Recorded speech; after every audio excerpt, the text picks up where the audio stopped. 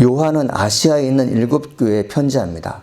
지금도 계시고 전에도 계셨으며 앞으로 오실 한 분 하나님과 보좌 앞에 계신 7영과 예수 그리스도께서 여러분에게 은혜와 평화를 내려주시길 빕니다. 예수님은 신실한 증인이십니다. 또한 죽은 자 가운데서 먼저 부활하신 분이시며 이 세상 왕들을 다스리는 분이십니다. 그분은 우리를 사랑하시며 그의 보혈로 모든 죄에서 우리를 자유케 하셨습니다. 또한 우리를 아버지 하나님을 섬기는 나라와 제사장이 되게 하셨습니다. 예수 그리스도께서 영광과 능력이 영원히 함께 하시길 바랍니다. 아멘. 세번역 성경으로 여러분에게 말씀을 증거할 때 훨씬 더 이해가 되고 그리고 편안하게 다가올 줄 믿습니다. 오늘은 이 계시의 주체 예수 그리스도에서 말씀을 증거할 때 많은 은혜가 되기를 간절히 소망합니다. 성경에 기록되어 있는 모든 내용들은 예수님에 대한 말씀입니다. 예수님께서 오늘날 우리에게 무슨 말씀을 하실지 눈으로 목격할 수는 없지만 2000년 전에 예수님께서 하신 말씀이 오늘 똑같이 적용된다는 것입니다. 여러분 여기 계신 분은 다 연로하시기 때문에 아버지 어머니께서 지금 하늘나라 가신 것입니다. 그분께서 평상시에 즐겨 드셨던 것 그리고 평상시에 그토록 조언으로 충고로 여겼던 말씀들을 기억하실 것입니다. 우리의 인생은 어떤 일을 하는 사람들이냐면 미래에 살아갈 자녀들에게 진짜 필요한 것을 얘기해 주는 사람들입니다. 그래서 지금은 젊은 자녀들이 미래가 어떻게 될지 암담하지만 자녀들보다도 먼저 수십 년을 먼저 산 부모님들은 미래가 어떻게 될지 알기 때문에 자녀들에게 미래에 대해 얘기를 해주지만 자녀를 믿지 않습니다. 성도도 마찬가지입니다. 하나님 아버지께서 주신 말씀을 믿고 듣고 의지하고 나가야 되는데 우리는 본질상 진노의 자녀이고 마귀의 속성을 갖고 있기 때문에 어지간해서는 좋은 말을 듣지 않습니다. 내가 원하는 행동을 하고 싶어 하죠. 윤리와 도덕이 수준을 뛰어넘어서 복잡하고 갈등이 계속되는 것은 무엇입니까? 상식이 통하지 않아서 그렇습니다. 어른들의 말씀을 듣지 않기 때문에 그렇습니다. 왜 젊은 사람들이 어른들의 말을 듣지 않을까요? 여러 가지 원인이 있지만 어른들이 본을 보이지 않습니다. 샘플이 돼야 돼요. 샘플은 무엇입니까? 우리가 아무리 아이들에게 어른 섬겨라, 친절하게 대하라 이렇게 말하지만 어른들은 퉁명스럽고 불친절하게 되면 자녀들은 그대로 아버지, 어머니가 했던 걸 그대로 배우게 됩니다. 신앙생활이라는 것이 참 복잡하고 어려운 것인데 예수를 인격적으로 만났다고 해서요 성품이 하루아침에 바뀌는 게 아닙니다. 성품이라는 것은 뭐냐면 어릴 적부터 배워왔던 것이 그대로 표현되는 것이에요. 그래서 유난히 친절한 사람들은 성경을 많이 알아서 친절한 게 아닙니다. 잘 보십시오. 부모님이 친절하면 자녀가 친절할 수 있어요. 어쩌다가 자녀가 공부를 잘해요? 그러면 부모님이 공부를 잘할 수 있다고 생각하는데 그렇지 않은 경우도 있어요. 우리는 어떤 상황 속에서 무엇을 발견하냐면 하나님께서 내게 말씀하시는 것들을요 어떻게 하면 이해할 수 있을까? 어떻게 하면 숨겨진 세상을 볼 수 있을까에 대해서 많은 시간을 가져야 되는데 그것이 무엇입니까? 성경의 말씀을 통해서 알아야 돼요. 오늘날 많은 사람들이 하나님 말씀을 전하는 일을 힘들어합니다. 왜 그럴까요? 목숨이 위태롭기 때문에 그래요. 소위 지도자라는 분들, 소위 선생이라는 분들이 잘못한 것에 대해서 추궁을 하고 조언하고 책망을 하고 권면을 해야 되는데 그 권면을 할 수 없는 것은 무엇입니까? 좋은 말에도 듣지 않기 때문에 그렇습니다. 그런데 놀랍게도 성경에 등장하는 선지자여 예언자였던 심지어 예수님은 바울은 잘못한 것에 대해서 직언을 날리는 분이었어요. 위로하거나 이거에 대해서 안 됩니다 하면서 봐주는 그런 게 아니라 너희가 하나님께 범죄했기 때문에 돌아와라. 만약 너희가 하나님께 범죄하심에도 불구하고 회개하지 않으면 천국의 문을 닫힐 거라고 계속해서 얘기해 주고 있어요. 여러분 성경의 인물 가운데 세례 요한이 있습니다. 우리가 지금 요한계시록 쓴 인물은 사도 요한이지만 세례 요한이 있어요. 세례 요한은 바로 누구였냐면 예수님의 먼 친척벌로서 예수님보다 6개월 먼저 태어난 형님이었어요. 그는 유대 전체 사람들에게 상당히 인기가 있었어요. 하나님 말씀을 증거했죠. 회개하라 천국이 가까우니라 이 말씀을 하시면서 복음을 증거할 때 유다 백성들은 그분에게 세례를 받기 위해서 요단강으로 몰려들었습니다. 심지어 예수님도 요단강에서 세례 요한으로부터 세례를 받았어요. 그는 성경 인물 가운데 신약 인물 가운데 가장 먼저 순교한 사람이었습니다. 그리고 그 어떤 사람보다도 하나님의 나라를 보았고, 그리고 예수님께서 이를 위해 십자가를 질 거다 된 것을 미리 선포한 분이었어요. 세례 요한이 하나님 말씀을 선포할 그때 어떤 일이 있었습니까? 그때 유다 왕은 헤롯 안디바였어요. 헤롯 안디바가 율법에 의지해서 해서는 안 되는 일을 하게 되면 이복 동생이 헤롯 빌립인데, 헤롯 빌립의 아내가 헤로디아입니다. 헤롯 안디바가 이복 동생의 부인 제수죠. 제수를 꼬드겨서 결혼을 하게 돼요. 많은 사람들이 왕실의 위엄을, 왕실의 정통을 훼손하는 거라며 그렇게 하면 안 됩니다라고 말해야 되는데 그렇게 말하지 못해요. 왜냐하면 헤롯이 워낙 막강한 권한을 갖고 있기 때문에 그렇습니다. 헤롯이 어떻게 동생의 부인을 이혼시키고 자기가 결혼했는지는 기록되지 않고 있어요. 이런 상황이 있을 때 유다 백성들이 헤롯 대왕과 그의 제수와 결혼한 헤로디아를 탄원하지 않고 조용하게 있게 됩니다. 그때 세례 요한이 헤롯 대왕을 찾아가서 뭐라고 얘기하냐면 이렇게 얘기합니다. 동생의 아내를 취하는 것은 옳지 않다고 얘기합니다. 사랑하는 성도 여러분, 동생의 아내를 취하는 거 옳지 않죠. 그런데 말하지 않아요. 왜요? 죽을까봐 말하지 않습니다. 계시가 이루어졌던 현장, 예수님께서 목숨을 걸고 말씀을 증거했던 것은 뭐냐면 옳지 않은 것에 대해서 과감하게 옳지 않다고 말했기 때문에 순교당한 것입니다. 세례 요한이 헤롯 대왕에게 동생의 부인과 결혼한 것은 옳지 않습니다라고 말했을 때 헤롯 대왕은 요한을 어찌할 수가 없었어요. 왜 그런가 하면 유대 사람들은 세례 요한을 너무 좋아했습니다.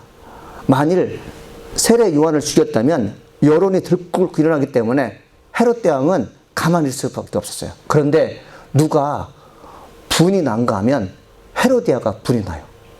제수, 지금 부인된 사람이 분이 나게 되죠. 그래서 세례 요한을 원수로 여깁니다. 헤로디아가 그런 생각을 한 것이요. 내가 왕실인데 감히 거지 같은 선지자가 나한테 결혼이 옳다 틀렸다 말하게 돼? 내가 나를 원수로 여기겠다고 하면서 속으로 뭐라면 죽이고자 마음먹습니다. 이게 오늘날 세상과 똑같습니다. 옳은 말을 했음에도 불구하고 옳은 말 한 사람들에서 뭐라고 합니까? 원수로 여깁니다. 하나님 말씀이 우리 안에 들렸을 때 옳은 것과 그릇된 것을 말씀해 주심에도 불구하고 성도들이 그것을 듣지 않는 것은 어찌 보면 오늘날 뿐만 아니라 예전에도 마찬가지죠. 그럼에도 불구하고 하나님의 종들은 계속해서 그것이 틀렸다고 얘기해 주는 것입니다. 여러분, 교회에서 하나님 말씀을 증거하는 목회자를 어떻게 바라보십니까? 오늘날 교회가 점점하면서 힘들어지고 어려운 것은 뭐냐면 죄에 대해서 말해주지 않기 때문에 그래요. 목사는 착한 사람이어야 돼요. 목사는 그저 순종하는 사람이 돼야 돼요. 모든 일에 대해서 참아야 돼요. 그런데 여러분들 그거 아십니까? 참고 순종하는 가운데 세례 요한, 예수님, 바울, 이사야, 예레미야 선지자들은 어떤 일이 했습니까? 하나님 말씀에 비추어서 틀린 것을 틀렸다고 얘기하는 거죠. 여러분, 하나님의 종이 성경을 통해서 여러분에게 말씀하실 때 그 말씀이 사람의 말로 듣지 않고 하나님 말씀 듣기 간절히 소망합니다. 그럴 때 구원의 문이 열리는 것입니다. 자, 어떻게 됩니까? 헤로디아가 세례 요한을 죽이고 싶은데 못 죽이니까 헤롯 안디바는 세례 요한을 감옥에 가두게 됩니다. 그러던 중에 어떤 일이 벌어져요? 헤롯 대왕의 생일이 되게 되었어요. 헤롯 대왕의 생일날 무리들이 춤을 출 거 아니에요. 술판이 벌어지고 그리고 여러 가지 끼가 있는 예능들이 와서 잔치를 흥겹게 할 것입니다. 근데 그때 누가 등장하냐면 헤로디아의 딸 살로메가 등장합니다. 그러니까 예전에는 헤롯 안디바의 조카였는데 그의 어머니가 본인과 결혼하게 되니까 조카가 하루아침에 딸이 된 거죠. 왕실의 공주가 궁중에서 춤을 춰요. 근데 여러분, 이것은 왕실의 법들을 되게 추악스럽게 만드는 것이었어요. 왕실의 공주는 춤을 추면 안 돼요. 무리들이 춤을 추는 것입니다. 이것은 무엇입니까? 그만큼 유대 왕실이 헤롯과의 일가들이 되게 추잡하고 난잡한 일을 함에도 불구하고 본인들이 죄라는 것을 알지 못해요.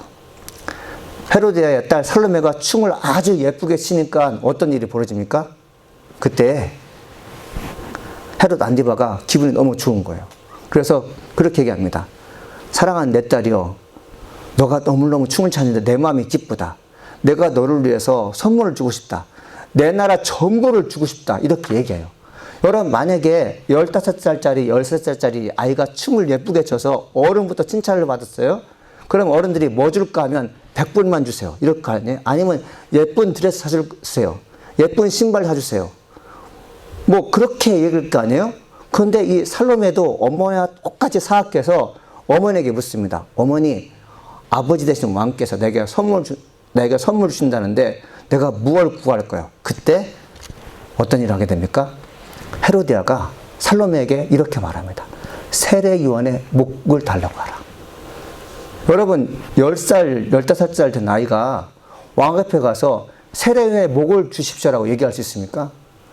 그만큼 타락하고 그만큼 무정하고 그만큼 그들의 마음 가운데 연민이라는 것이 없기 때문에 그래요. 결과적으로 헤롯 안디바는 많은 고민했지만 신하들을 시켜서 세례요한의 목을 베어서 가져오게 됩니다. 세숫대에 요한의 머리가 생일 잔치에 올리게 됩니다. 여러분 제가 왜 계시의 말씀을 증거하기 전에 이렇듯 어려운 말씀을 증거하는지 아십니까? 하나님의 종들이 하나님 말씀을 증거할 때 왜 그들이 목숨을 걸고 말을 했을까요?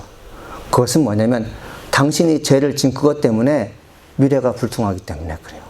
지금 회개하지면 당신에게 주어지는 모든 영향들은 심히 아플 것입니다. 얘기해 주는 것이죠. 그래서 여러분들 하나님의 종들이 성경에 등장하는 많은 사람들에게 죄에서 돌이키라는 것은 뭐냐면 그들을 미워해서가 아니라 하나님의 징벌에서 피하십시오라는 간절한 소망이 있기 때문에 그렇습니다. 계시란 숨겨진 것을 폭로하고 어두운 것들을 밝혀준다는 뜻을 갖고 있어요. 내 마음을 지배하는 어두운 것들이 제거되지 않으면 계속해서 나쁜 짓을 하면서 나쁘다고 생각하지 못한 결과 악행을 범하게 됩니다. 복된 삶을 살기 위해서 말씀을 주야로 묵상하게 되면 나의 가는 길과 내가 한 행동에 대해서 점검받을 수 있어요. 믿습니까? 그래서 여러분들 잠언에 보면 잠언이 지혜와 계시의 마음에서 명철을 주고 총명을 준다고 하잖아요. 하나님 말씀 읽는 사람들은 명철이 주어지고 총명이 주어지는데 이 명철의 여러 가지 뜻 가운데 하나가 뭐냐면 내가 지금 하는 일이 미래에 어떻게 결과로 나타나는 것을 보여주긴다는 뜻이에요. 그래서 여러분들 똑똑하다는 사람들, 공부를 잘한다는 사람은 지금 내가 하는 일이 앞으로 어떤 결과가 있기 때문에 열심히 사는 것입니다. 그래서 여러분들 우리는 늘 살아가면서 주야로 하나님 말씀 묵상을 간절히 소망합니다. 그 묵상하는 말씀이 계시의 말씀이고 우리의 미래를 온전하게 연결시킬 줄 믿습니다. 여러분 잘 알고 있는 다윗은 여호와의 말씀을 주야로 묵상했어요. 아침 저녁으로 묵상했어요. 다니엘은 총리를 4번 하게 되죠. 그러면서 그는 성경을 깊이 연구하고 읽다가 민족에게 소망을 주는 말씀을 깨닫게 됩니다. 아브라함 링컨 16대 대통령 잘 아시죠? 그분은 아주 책을 좋아하는 사람이었는데 65%가 성경을 읽는 일에 투자를 했어요. 그리고 우리가 좀 미국의 6대 대통령 존 아담스라는 분이 계시는데 그분은 매일 한 장씩 50년간 성경을 읽었다고 합니다. 그리고 영국 인물 윌리엄이 클락스톤이라는 사람인데 영국 수상을 역임했는데 4번 영국 수상을 역임했는데 27년간 수상을 했는데 그분은 1년에 한 번씩 성경을 읽었대요. 여러분 그분들은 큰 분이었어요. 여러분 크기 때문에 위대한 인물 때문에 어려운 문제가 없을 것 같습니까? 작은 사람이든 큰 사람이든 나름대로 다 어려움이 있는데 그 어려움을 이겨내는 것은 누구입니까? 하나님의 말씀을 마음으로 묵상하면서 주께서 나의 미래를 알려주시는 것을 믿음으로 고백할 때 주께서 미래가 연결되는 것입니다. 특별히 성적인 문란과 물질적인 유혹이 찾아오게 할 때면 정확하게 자신의 뜻을 피력하는 일이 힘들어집니다. 만일 지금 내가 하는 일이 훗날 어떤 결과가 찾아올 것이라고 예언할 수 있다면 지금 하는 일이 좋은 일이면 밀어붙이겠고 그리고 나쁜 일이라면 중단하게 될 것입니다. 곽선희 목사님 쓴 종말적 신학의 이해라는 책에 이런 글이 써 있어요. 하나님은 시간을 주실 뿐 아니라 거두어도 가신다. 시간은 긍정적이며 하나님의 활동은 변덕스럽거나 독단적이지 않다. 이런 말씀이 있어요. 하나님께서 여러분에게 살아야 할 수 있는 시간을 주셨다고 믿습니까?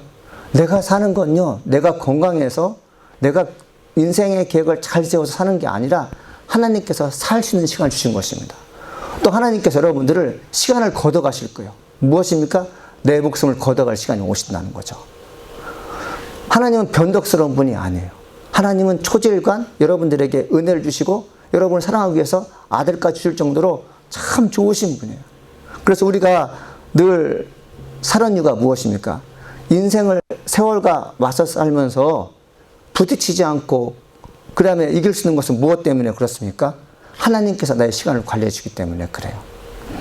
계시록 1장은 예수님에 관하여 기록하고 있습니다. 숨겨진 모든 비밀스러운 것과 미래에 일어날 계획들을 관리하시는 분이 예수님이라고 성경에 써 있어요. 사도 요한이 예수님부터 명령을 받습니다. 내가 지금 너에게 보여주는 환상과 계시의 말씀을 7교회에 전해주라고 말씀하고 있어요. 7교회는 지금 우리 교회를 말하고 있습니다. 하나님께서 예수님을 통해서 또 예수님 천사를 통해서 사도 요한에게 계시의 말씀이 누구에게 전달됐다고요? 바로 교회에게 전해진 것입니다.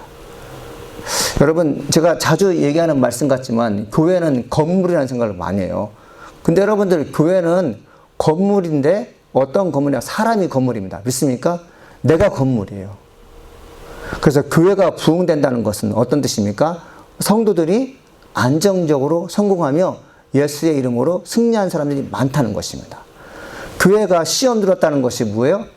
교회 성도들이 아프거나 그리고 여러 가지 문제를 통해서 갈등이 있고 분열이 있다는 것이에요. 그래서 교회가 바로 사람이고 사람이 곧 교회인데 예수님께서 계시의 말씀을 누구에게 증거했다고요? 바로 여러분들에게 증거하신 것입니다. 그래서 여러분들, 내가 참 중요해요. 여러분이 참 중요합니다. 여러분, 성도 되신 분들이 여기 계시는데 교회에서 성공만을 바라고 위로를 바라게 되면 헌신하려고 하지 않습니다. 그리고 교회 생활이 너무 힘들다고 생각하는 사람들은 교회 생활을 재밌게 하지 못합니다. 맞는 것 같죠?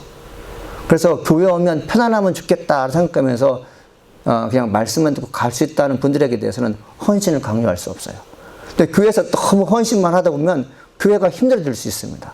그래서 교회가 힘들 때 하나님의 위로가 있어야 되고, 그리고 재미있을 때 뭐합니까? 하나님께 주시는 말씀을 듣고 헌신을 강요받을 때 아멘할 수 있어야 돼요.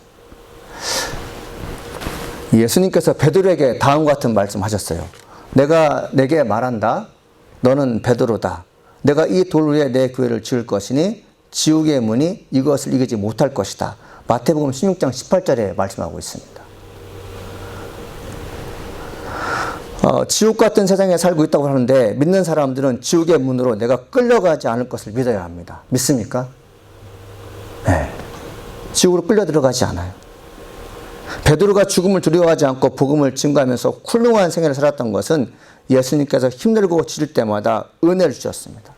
위험한 일을 당했지만 담대하게 발휘했던 것은 그에게 평강이라는 것이 주어졌기 때문에 그래요.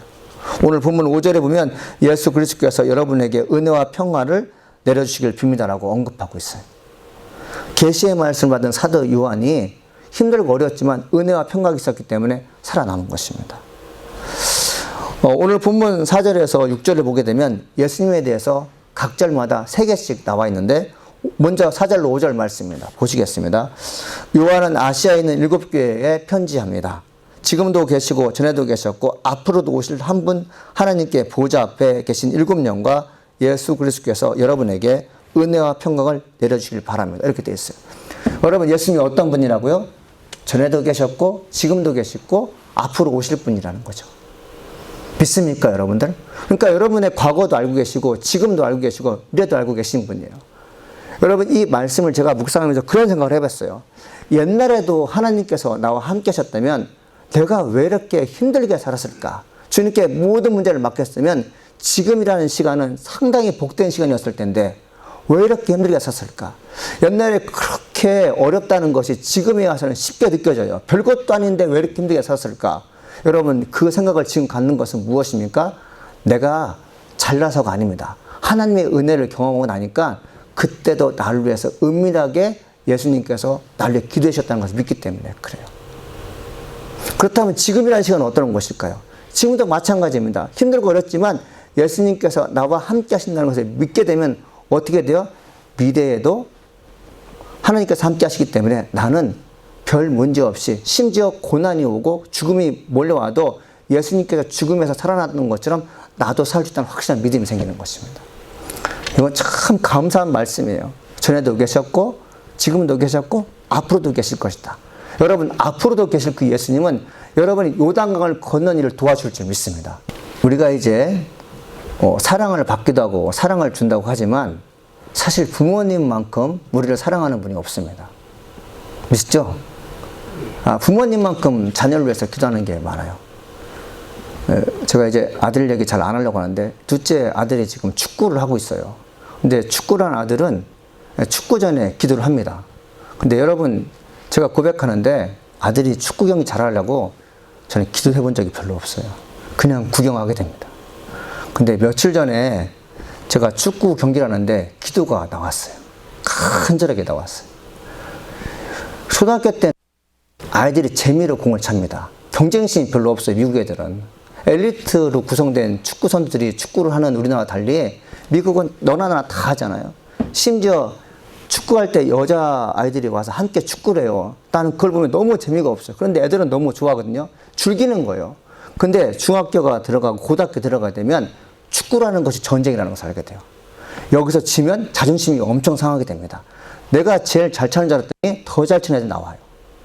그리고 축구 경기를 끝난 후에 좋은 코치도요, 지적을 하게 됩니다. 그렇게 차면 되겠느냐. 친구들이 뭐라고 해요. 그래서 상대방이 공을 너무 잘 차는 것 때문에 자존심이 상하게 되고 나도 웬만큼 차는데 나보다 더 잘 차는 사람이 있다는 것 때문에 열등감에 빠져서요, 축구를 못하게 됩니다. 그런 마음이 내게 와닿는 거예요. 그래서 제가 하나님께 기도를 했어요. 하나님, 이번에는 좀 잘 차게 해주세요. 골은 못 넣었지만 그냥 마음이 좋았어요. 여러분, 제가 그 사건을 보면서 뭘 느꼈냐면 예수님이 그런 분이에요. 여러분이 힘들고 어려울 때 우리 마음을 가장 잘 아시는 분이 바로 예수님을 믿습니다. 여러분, 많은 시간을 사람에게 여러분 의존하지 마십시오. 하나님 변덕스러운 분이 아니시기 때문에 여러분이 힘들든 즐거우든 죽음을 갖고 있는 사람과 함께하고 어려운 분과 함께하는 그런 분이에요. 조건에 맞게 하나님께 찾아와서는 그렇게 사시는 분이 아니에요. 여러분을 어제나 오늘나 영원토록 변함없이 사랑하시는 예수님이 여러분의 주인이라는 것을 믿기를 간절히 소망합니다. 이게 바로 계시예요. 이게 숨겨진 말씀이에요. 이게 미래에 우리 주신 말씀인 것입니다.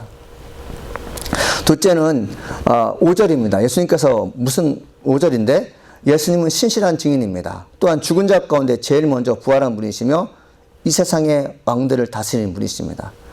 예수님이 신실한 증인이라고 말씀하셨어요. 여러분, 신실하다는 것은 무엇입니까? 영어로 이제 faithful이라고 되는데 여러분, faith라는 것은 신앙이라는 뜻이고 풀이라는 것은 가득하다는 것이죠. 그러니까 신앙이 가득한 사람, 충만한 사람이 어떤 것이죠?